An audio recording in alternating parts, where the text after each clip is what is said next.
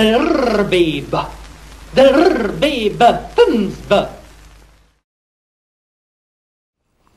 Les magasins, ouverts 7 jours sur 7, 24 heures sur 24, ont quand même des serrures. Ça interroge, non?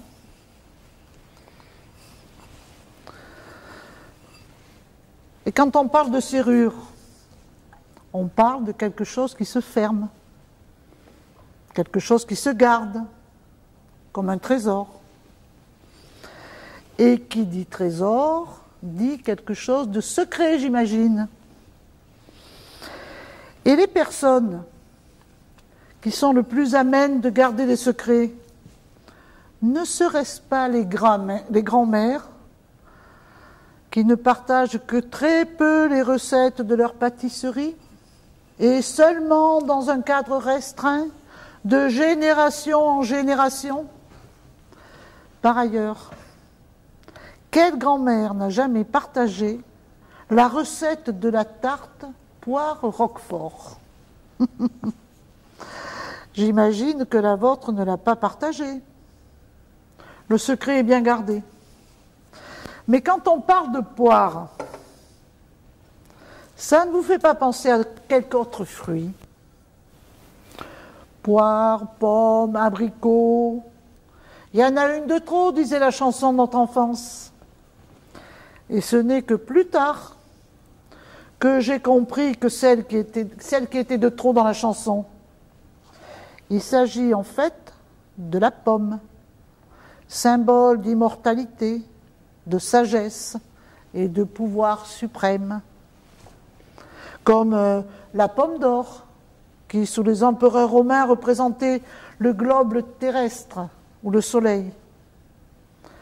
Mais cet aliment tout aussi exceptionnel nous condamna plusieurs fois dans l'histoire. Pour ne citer que quelques exemples, Adam et Ève, mangeant le fruit, ont fini par mourir. Ou les Scandinaves, qui plaçaient des pommes dans les tombes des défunts pour assurer leur résurrection.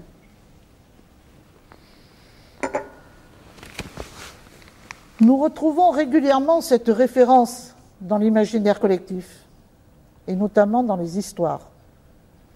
Pour n'en citer qu'une, vous voyez où je veux en venir? Qui croqua la pomme et en mourut? Enfin, presque. Blanche-Neige. Elle croqua une pomme, bien rouge, rouge, rouge, rouge. Rouge, fruit de la magie noire, un mal qui nous empoisonne depuis longtemps. Le rouge et le noir, ça ne vous fait pas penser à la politique? La menace des communistes libertaires, bien sûr. Un danger pour notre société occidentale. Des individus qui n'agissent pas comme le citoyen lambda, qui réfutent les fictions sociales, telles que la religion et l'argent, en pratiquant le circuit court, le troc. Ça ébranle même notre sacrée sainte consommation et empêche les honnêtes commerçants et les grandes surfaces de travailler convenablement, permettant de remplir les poches de nos meilleurs éléments. Et pour combattre cette tendance, heureusement, nous avons les médias et les blockbusters qui nous montrent la réelle menace qui plane sur notre société capitaliste. Et pour ne citer que quelques exemples, il y a la bande à Bono, V pour Vendetta, ou encore le Joker.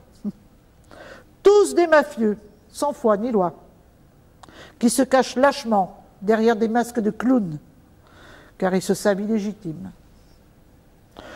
Donc aujourd'hui, s'il y a des serrures sur les magasins ouverts 7 jours sur 7 et 24 heures sur 24, c'est que nous prenons tout simplement nos précautions pour nous défendre de ces personnages grotesques.